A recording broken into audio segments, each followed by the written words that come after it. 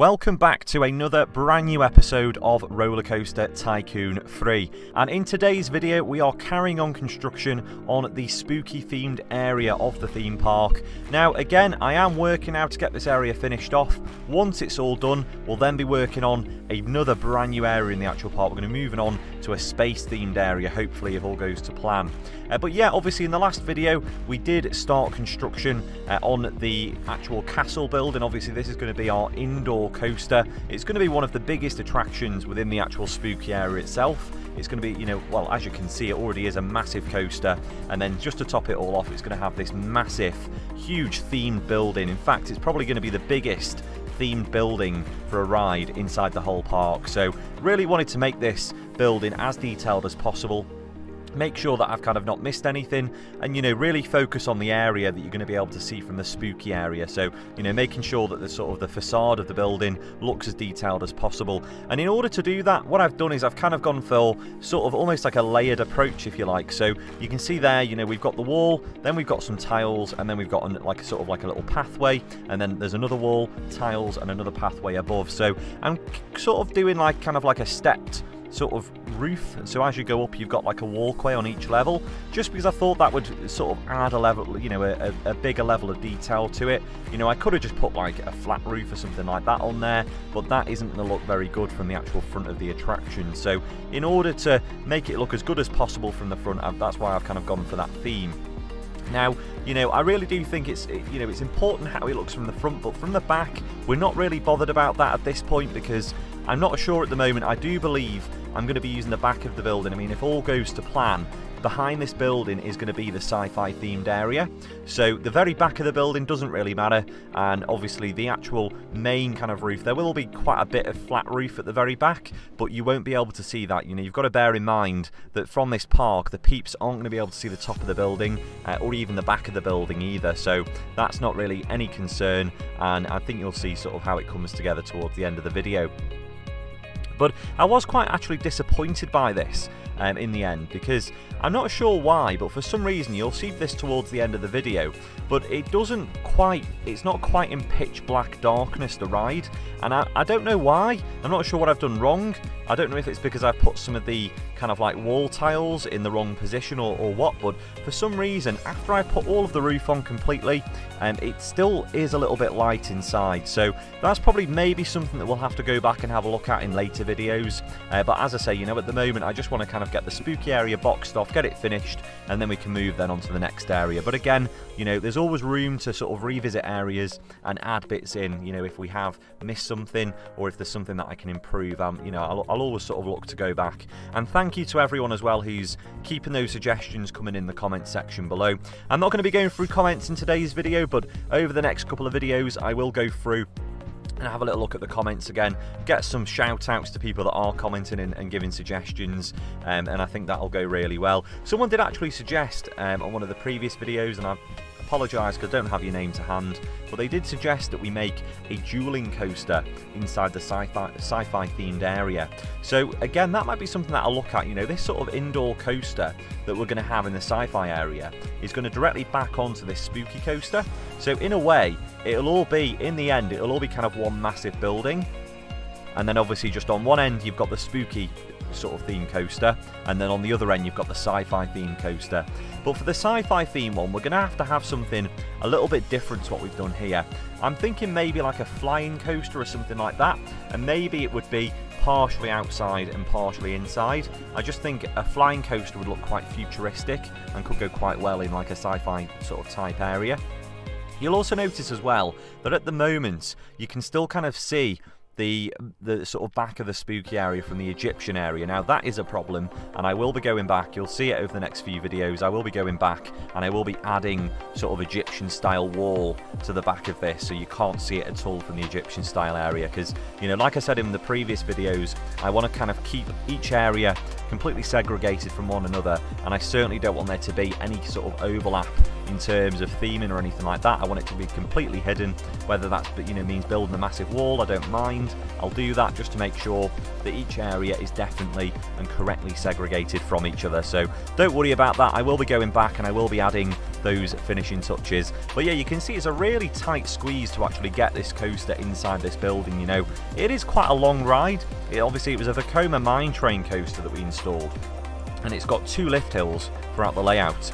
So, and really the 2 lift hills, they were just needed, because obviously without the 2 lift hills the ride would have needed to have been higher, and then you've got to make the roof higher, and then you end up with a building that you can literally see from like all areas of the park, and that's obviously not what I wanted. So the 2 lift hills, I don't think they really were avoidable unless we made like a really short ride.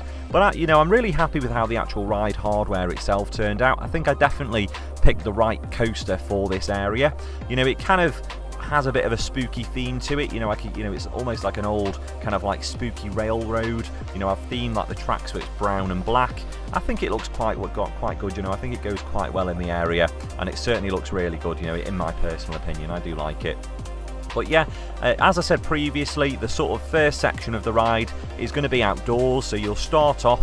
This bit's kind of, the idea with this is this sort of bit of the castle's a bit ruined, there's no roof on it anymore, and so the actual sort of turnaround section and the lift hill as well is all outside. And then once you get to the top of that lift hill, then you'll then plunge down straight. You know, the idea would be there that you'd be going straight down into darkness.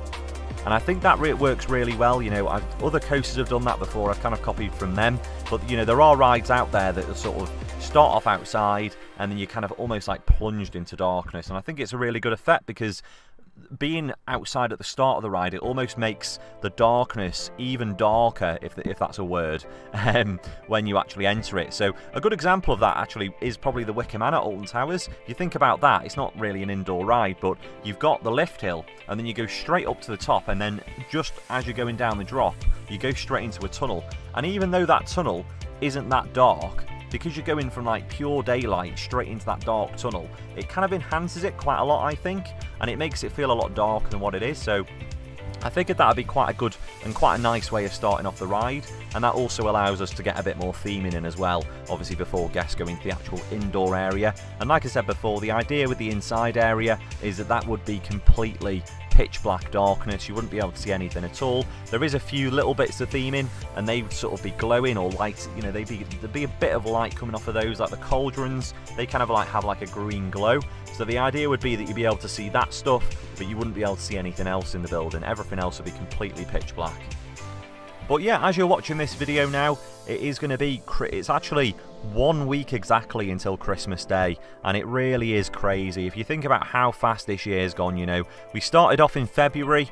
If you're in the UK, you would have probably been at Blackpool Pleasure Beach in February, brave in the wind, the really windy weather actually it was. I mean, I can't remember now what day I went on. I think I went on the Saturday to Blackpool Pleasure Beach, and it was really windy. The big one wasn't open, and you could see like Icon was almost struggling to get over the lift hill, because, not over the lift hill, what am I on about, over the first kind of, so on Icon's a roller coaster, in case you don't know, in Blackpool Pleasure Beach. It's a Mack launch coaster, and you come out the station, you go straight into kind of like a little sort of airtime hump hill, and that hill, if it's really windy, because obviously Blackpool Pleasure Beach is on the beach, so if it's really windy and it sort of catches the rides, and it really does slow them down. So like Icon is a good example of it, because you know, on the best of days Icon can be slow in the morning, because I don't know why, but it just takes time to heat up.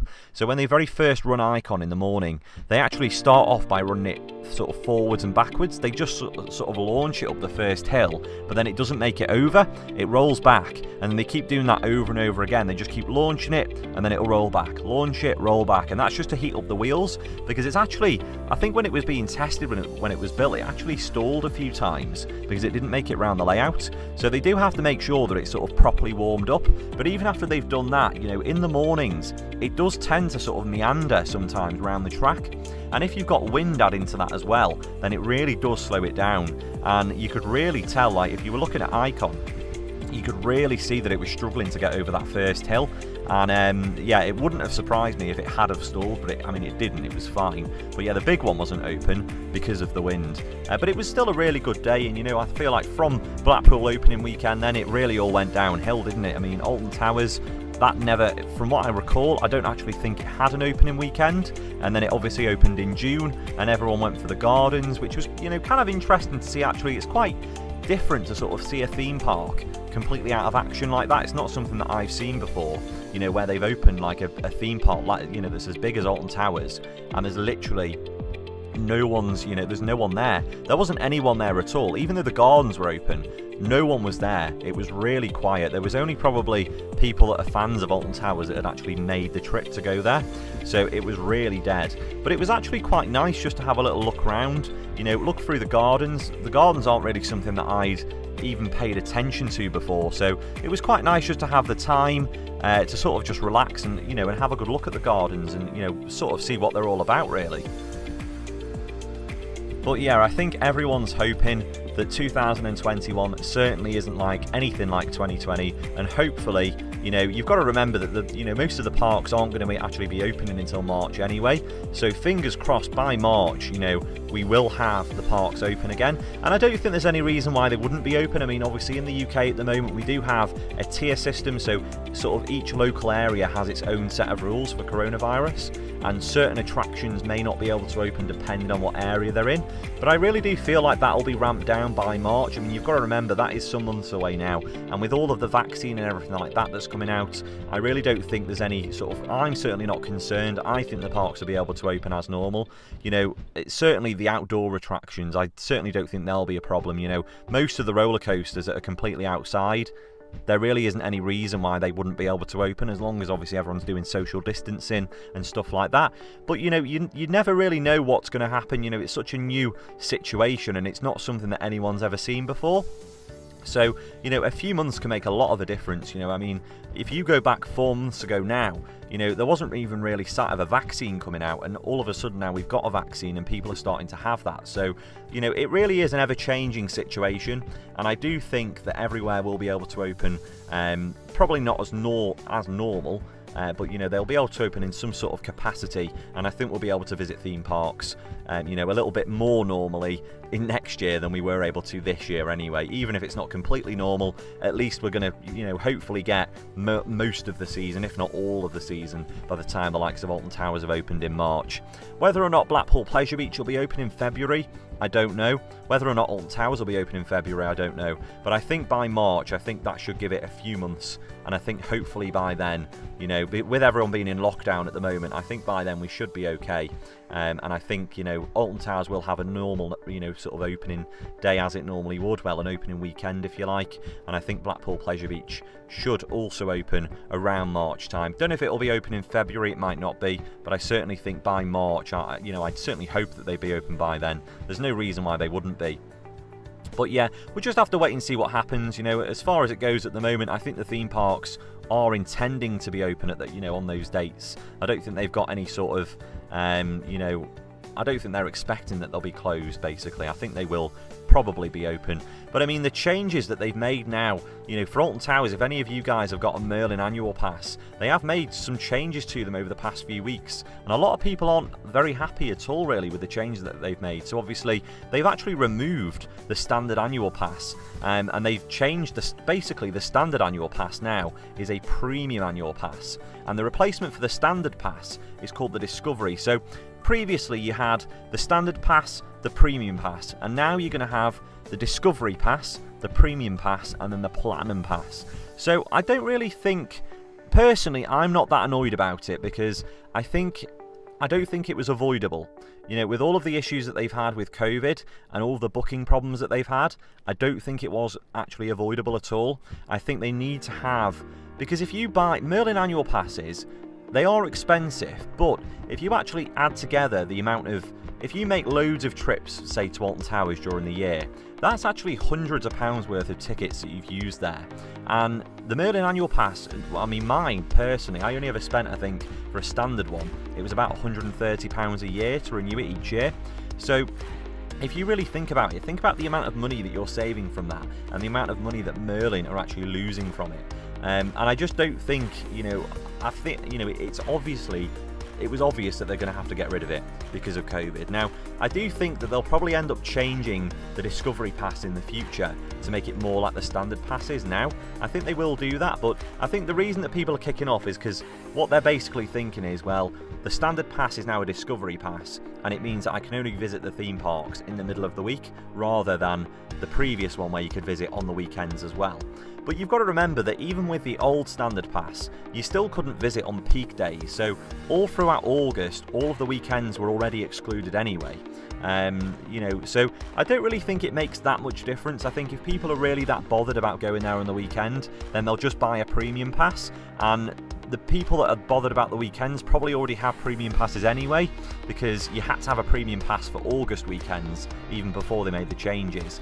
So I think it's quite a sensible measure given all of the issues that they've had with the annual pass and all of the, you know, the issues with COVID, because you've got to remember that all of the people that have been going to Merlin attractions have been having to pre-book online, and there's been a lot of issues with that system. You know, a lot of people have complained about the system, and you know, it's gotten to the point where they've actually had to remove, you know, for quite, I think for 2 or 3 months now, they've actually had the Merlin annual pass is completely off sale because of all of the issues. So, you know, I think it was probably always going to happen, and you know, unfortunately, I don't think it was avoidable. But you know, the only thing that I could suggest is that you just get a premium pass. If you had a standard or premium pass anyway, just get the new version of the premium pass, and I think you'll be pretty much covered. And for those people that do only visit in the week, I think they'll actually be really happy with the new offer that they've got there, because they can actually have a Merlin annual pass now for a hell of a lot less than, you know, than what it was before. So I do think in some ways it's a bit of a win-win situation. I know it's probably upset quite a lot of people, but I think you've got to look at it from both sides of the argument. You know, this is going to benefit people that only want to visit in the week. It's going to benefit all of the people that have got annual passes, because there'll be less people that have annual passes as a result of these changes, and it'll mean that there's more availability for people to actually get into the parks. So I do think you have got to look at it from both, you know, both sides. We're in, you know, sort of living in a very different world at the moment, and I think once COVID is over completely, they'll probably look, you know, at reintroducing some of the old products that they had anyway. So I certainly wouldn't see this as a permanent thing. I think maybe it'll last for a couple of years, and then I think maybe they'll probably go back to something that they had before. But you know, the prices for the annual passes, they may very well have risen anyway.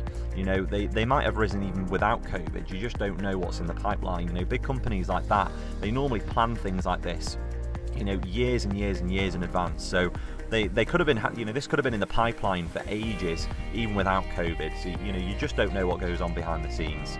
But that's pretty much all that we've got time for in today's video. So again, I do hope that you've enjoyed. If you have enjoyed, please don't forget to give the video a like. Do subscribe to the channel as well. I've created a playlist just for RCT3, so if you go on the channel, have a little look down and you'll see the full playlist on there. You can check out all of the videos. It sort of auto plays them all in a row, so do go and have a look at that.